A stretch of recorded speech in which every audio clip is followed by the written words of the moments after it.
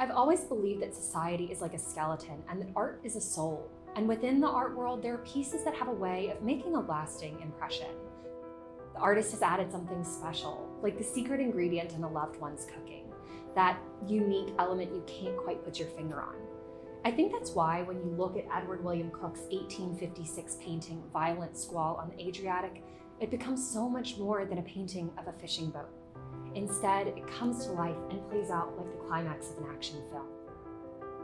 He's placed us in the churning lagoon with these boats so that we can feel the whip of the wind and the salty spray of the waves on our skin. And we're there with him. He's sharing his own personal experience with us. He's been in that lagoon, felt that spray, and seen firsthand how quickly these storms can arise. And I think he wanted to remember. Cooke spent much of his life traveling, particularly in Italy, and it was one of his strongest influences. Even when he was back home in London, his paintings, like this one, reflected the scenic destinations that his heart clearly longed for. The detailed draftsman-like skill that Cooke adds to this painting comes from his upbringing in engraving and art. He was also a voracious learner of ships, boats, and all types of watercraft. This piece, commissioned by Lord Londesborough in 1855, reflects these influences of Cooke's life experiences. For the most part, Cooke was given free rein. His diary notes that he was asked to paint a large marine subject. What resulted was a work of passion. And I believe that part of the success of this piece is owed to that secret ingredient. You can imagine that Cooke, enamored by all types of watercraft, would be especially interested in boats like these. They're called bragozzi. They're made in the small region of Chioggia and were used for fishing in the Adriatic Sea and shallower waters like those near Venice.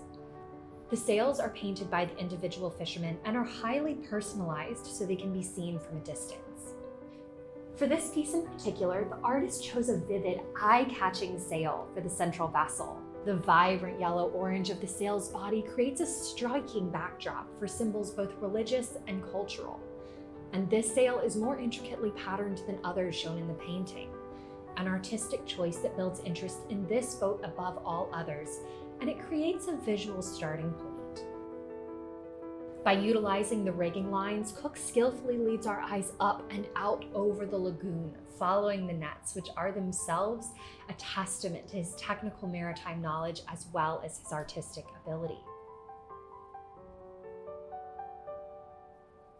Taking the time to look at the artistic elements of a painting is crucial to gaining a deeper understanding.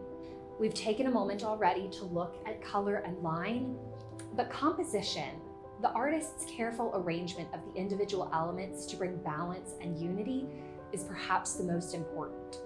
A skilled artist like Cooke uses these elements along with that secret ingredient to transport us beyond the painting's frame and make us feel like a part of the work, no longer a viewer, but a participant. And can't you hear it? The creaky groan of this fishing boat is barely audible as the waves crash explosively across the bow and the wind bellows against the sails. Nets are sent whipping dangerously above the heads of fishermen who are calling to each other, too familiar with these sudden storms, but not naive to their danger. We feel the urgency of the impending storm as the clouds quickly and ferociously barrel in. They seem to push over the boat, which rolls precariously in the water, as if one more gust might force it to capsize.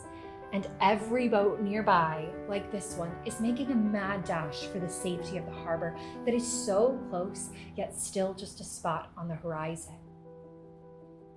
The artist has used composition to split the storyline here. He's created two narratives, two sides to the same coin, two potential outcomes. The yard, that vertical wooden beam holding the sail on the central vessel, has been carefully placed in the middle of the canvas, effectively dividing the work into two halves.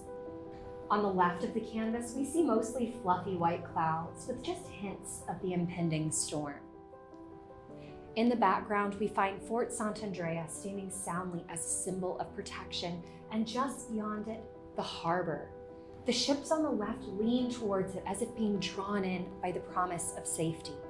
On the right half of the canvas, darkness shrouds the ships in the background, as if they're being sucked in. They almost seem to disappear, the creamy white of their sails beginning to take on the same mottled gray as the clouds, the boats barely visible above the waves. The artist has juxtaposed these two scenarios, the safe harbor and a rough storm, creating a tension that leaves us wondering which will be the outcome for our daring subject. The fishermen in this region knew the dangers of these sudden storms, and so in an act of invocation, they adorned the boat and the sail with various Christian symbols, the most easily recognizable of which are the crosses on the sail. At the top of the mast, there's a funny-looking object. According to the artist's journal, it's called a pinella. It represents the patron saints of Chioggia, Saints Fortuna and Felice, as well as the instruments of the Passion of Christ. Following the line of the mast all the way down to the water, we see a small angel. And then at the stern, or the back of the boat, we see a woman with a halo carrying a branch and standing on an anchor in the water. She's the symbol of hope. Barely legible, even up close, there's a tiny inscription above her. Noi stiamo sotto divina provvidenza, which means we are under divine providence. This isn't a question or a plea for help, it's a statement. These fishermen are certain that divine forces are watching over them, and as we read that inscription, we notice the tiniest sunbeam breaking through the storm clouds, delicately glinting off the sail, the stern, and the rudder, a glimmer of hope in the midst of a storm. Though these symbols are positioned as an invocation to God for safety, especially during storms like these, I think they might have been a comfort to the likely terrified fishermen. And of course they're scared. Sure, they're used to these storms, but I mean, who wouldn't be afraid when faced with their uncertain fate at the hands of sea and sky? Do you feel the tension, that division of safety versus danger? Do you hear the crashing and spray of the waves or feel the turbulent wind whirling around you? Do you feel that sense of security radiating from those protective symbols? Those symbols give not just life, but soul to the fishermen. They remind us that they are humans who have fears, feelings, and families. And then by looking a little deeper, by allowing yourself to venture beyond the frame, this painting is transformed for us into more than just a painting of fishing vessels in a storm. It goes beyond the meticulously accurate depiction of a bragozzo, beyond a powerful seascape. It becomes the survival story of a few men working together to safely make it home to their families. Had Edward William Cooke not drawn from his passions, this piece may not have had that spark, that secret ingredient that enabled it to come to life in the incredible way it does. That's what love adds: life, soul, and humanity. That's the secret ingredient.